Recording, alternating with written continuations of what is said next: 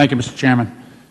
First of all, I think you're doing a great job, Mr. Secretary. I know we had a disagreement last week on TPA, but I have never, in my time knowing you, have ever heard you address Congress or the American people with disdain. That is something not in your makeup or character.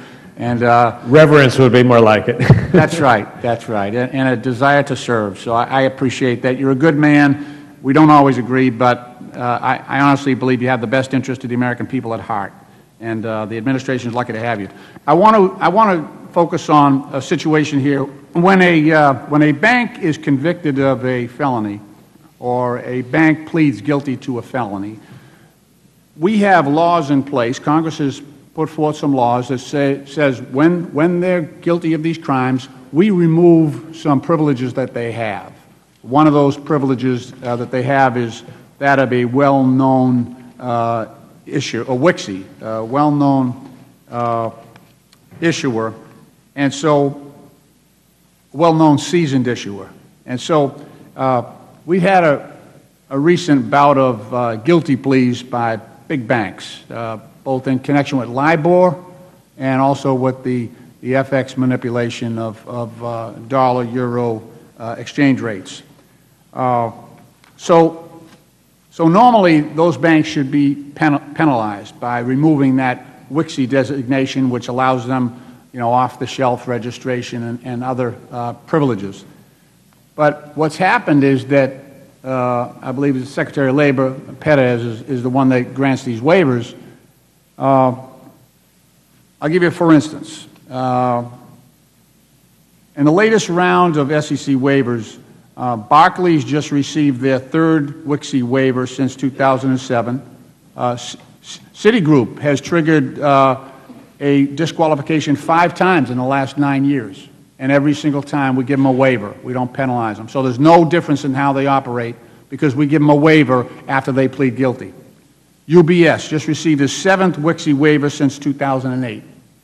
So they broke the law, criminal conviction, or pled guilty.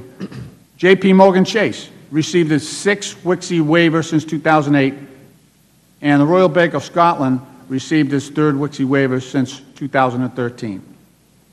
And UBS, going back to UBS, their last WIXI waiver occurred while they were still under a non-prosecution agreement from LIBOR.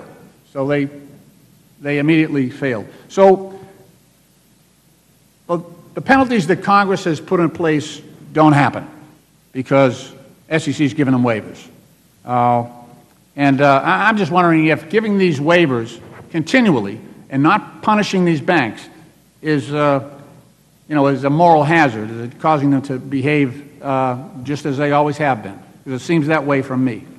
Congressman, let me start by saying I think we have made clear as an administration that no individual and no firm is above the law, and we will prosecute and we will enforce, regardless of who has broken the law.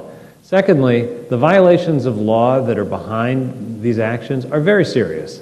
They get to the heart of the integrity of our system, things like tax fraud, things like terrorist financing facilitation.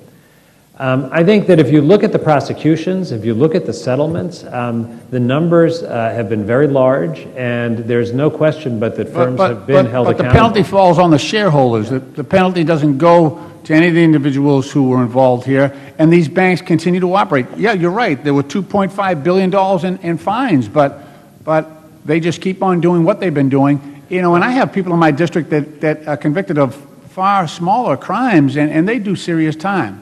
And so, there's at least the way is there another set of penalties that we could put in here that you'd actually agree to enforce? If I could answer your first question, then I'll come back and answer that last question. I think that if you look at the approach that prosecutors have taken, they have wanted to make sure they could hold accountable financial institutions and the individuals in them and not have unintended consequences that they can't control. But these are intended consequences. That's my point. We intended them to be penalized, and they're not. And I would leave to the regulators to decide the right way to respond, but prosecutors need to know that they're not going to create an unintended consequence as they proceed. That's not the point here. I think on your last question, there are a lot of things we could look at in terms of what the practices within the industry are and how you hold individuals accountable that are worthy of consideration.